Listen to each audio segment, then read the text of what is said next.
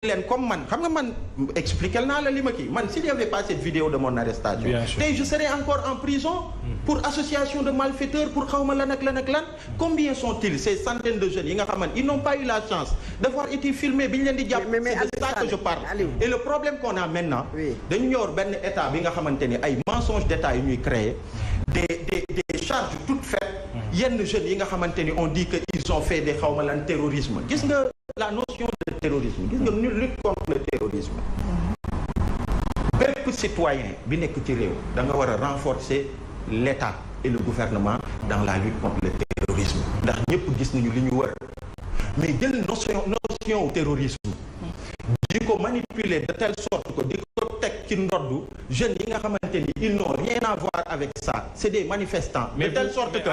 les gens vont être amenés gis nga notion terrorisme sax les gens dañuy dem ba dans leur subconscient boo moytul dañ koy banaliser. Et vous en tant qu'organisation qu'il faut combattre et quitte à même di collaborer avec l'État. Il faut que ñu les relance aussi mais et vous en tant qu'organisation qu'est-ce que vous comptez faire pour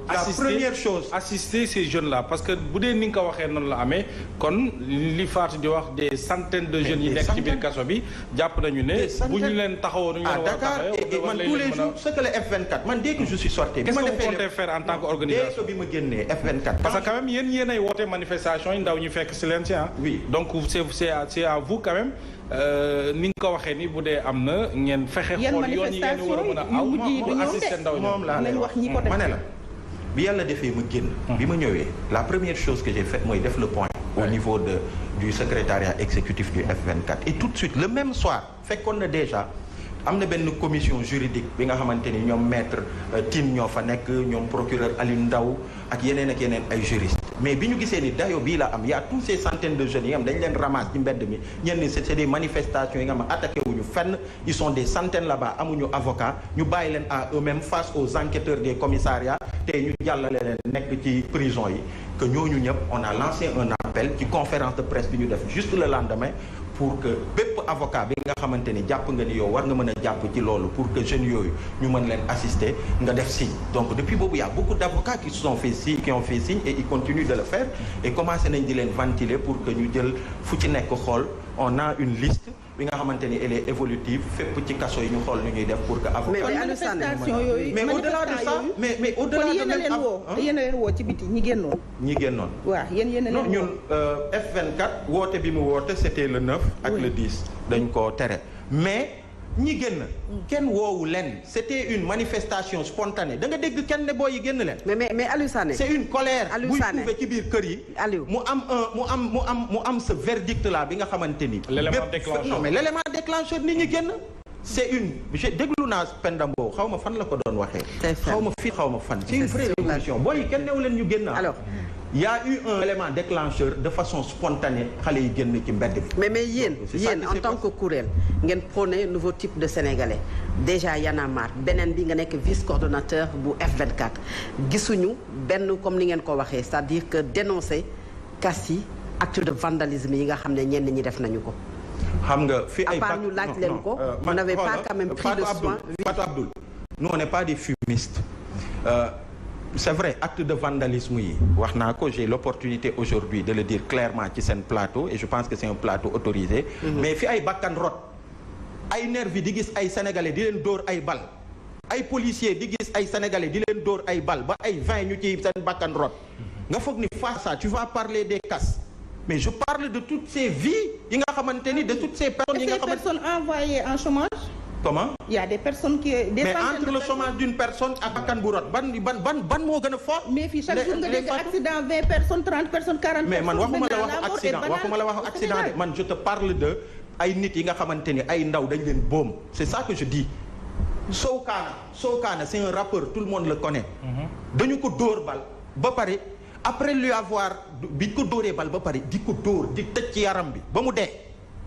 mais Aliou bien sûr que nangu nañu mais est-ce que vous vous rendez compte dañ la ko nangul mooy c'est-à-dire imagine-toi un jeune qui n'est pas autre chose qu'un rappeur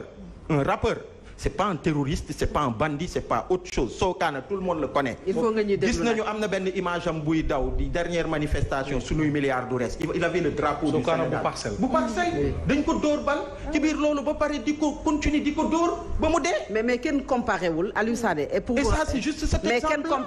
kenn comparé wul donc loolu mais kon kenn comparé wul ñi faatu ñàkk seen bakkan ak des biens matériels dañu analyser ñaari fànn yépp et ci nga njëkkee parce que chaque jour ñu wax ci 16 personnes yoo xam ne dañ ñàkk seen bakkan et ils ne sont pas remplaçables. et ça c'est officiel. oui de manière officielle oui chaque jour que Dieu fait. maintenant les dégâts matériels beneen affaire la bu donc yow gëm jàpp nga ne c'est plus que 16 personnes. ah ben bien sûr déjà même waa Amnesty et tout ils ont parlé de 26. au lieu de 16. non Fatou Abdoul on est en face d'un état boo xamante ni c'est de gros mensonges d'état la ñuy kii di ko servir aux citoyens et gis ngeen tey sur l'affaire des nervis mais on est devenu la risée du monde entier suñu police ak niñ ko nawee niñ ko bëgg de toute notre histoire bi ñuy xale ba tey dañ ñu gëmloo ni police yu Sénégal moo gën police yi yëpp ñu koy gëm di ko bàkkoo police Sénégal day dem Nations Unies day dem fu ne mais aujourd'hui on a des autorités politiques yi nga xamante ni ils sont en train de désacraliser ces institutions là di jël des gradés de cette police là di leen mettre ci yenn situation yi nga xamante ni ñuy wax yi nga xamante ni tubaab yi après malheureusement la presse sénégalaise elle est étouffée de telle sorte que yenn dëgg yi dañuy xool nu ñuy def sinon on vous coupe le signal. Ah oui. Donc c'est les télé étrangères. Pourtant on continue à vous inviter et que non, vous êtes à nous inviter mais le travail que France 24 a fait le travail que France 24 a fait vous l'auriez fait. Je suis pas sûr que li dal Walfadjri est-ce que du leen dal. Sur les 16 morts est-ce que xel dal na ci ONU. Et aujourd'hui on est la risée du monde entier. Aliou sur les 16 morts xel dal na selon yow ci càkkutéefu ONU ci gouvernement bu Sénégal mu leeral. mais il y a eu les 14 morts de mars 2021. fan la mujj. Mohamed fan la mujj gis nga lii nii yëpp léegi. Ce que je peux vous dire mooy ce régime là le pour régime de Macky Sall. c'est dans 7-8 mois mu jeex tout le travail yu ñu nekk di def et ça je voudrais en parler. C'est pour que lépp li nga xamante ni mu ngi xew tey que ñi ci responsable yëpp au moment venu que ku ci nekk say responsabilité que tu fasses face à la justice nationale ou internationale. Et pour le Haut Commissariat des Nations Unies. Oui. Pour la il y a 2 mois la ñu demoon ku mel ni man ak ñenn ñi rencontré nañ leen fii ci Dakar seen bureau bi fi nekk. C'est nous qui les avons alors alertés. Pendant toute une matinée ñu wax leen la situation du pays ak risque yii nii yëpp am tey. ku mel ni man. attiré woon naa seen attention ne leen ayez l'œil sur le Sénégal ak ce qui il faut ngeen clamer Sénégal pour am solution. Non mais c'est-à-dire on peut pas trouver la solution ici au Sénégal. gis nga quand on parle de souveraineté xeex bi ni mel. oui xeex bi ni mel on ne vit pas dans un monde boo xamante ni les nations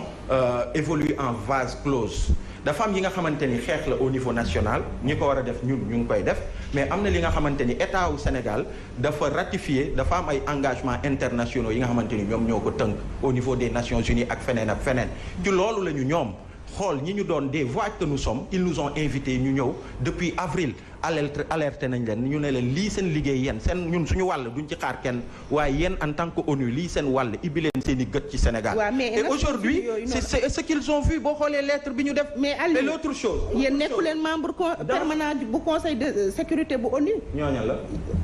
Sénégal ak Afrique yëpp amuñu membre permanent. ci conseil de sécurité beneen débat la mais ce que je veux dire ñooy mën a intervenir ci pays yoo nga xam ne am na crise am na violation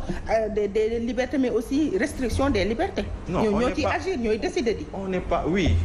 mais xam nga ONU dafa bëri ay bànqaas. ONU c'est vraiment un gros machin. bu yaatu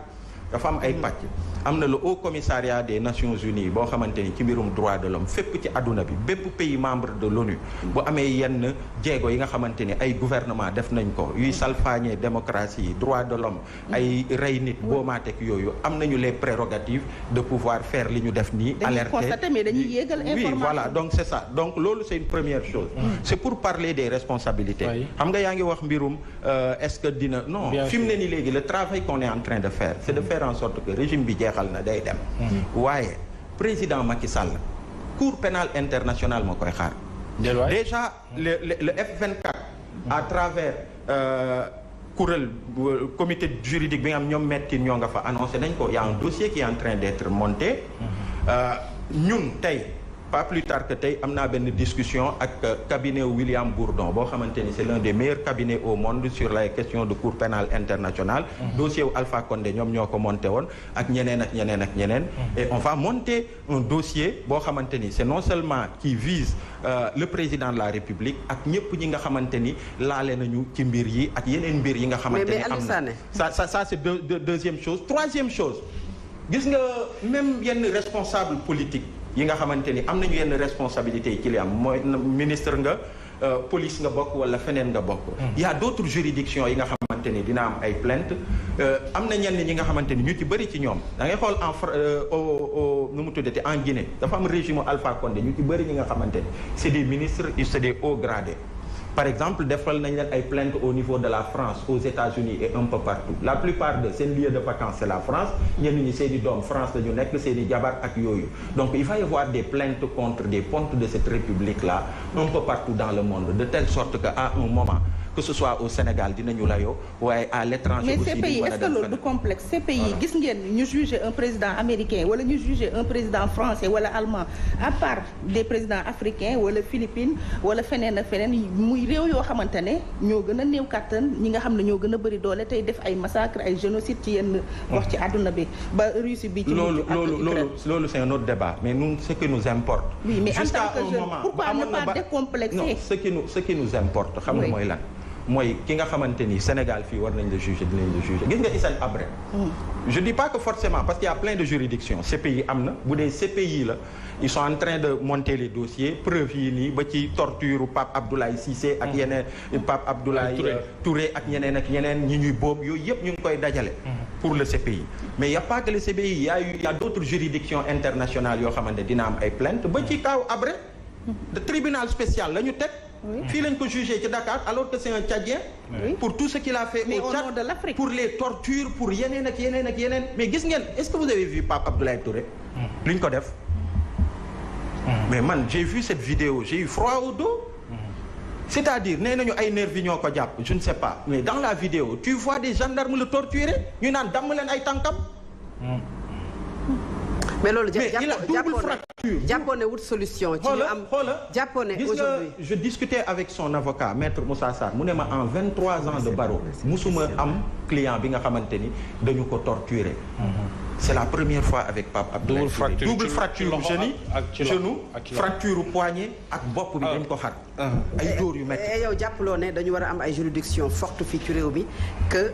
ñu dem di am yaakaar ci les juridictions internationales pour régler nos problèmes. Le rêve de tout Sénégal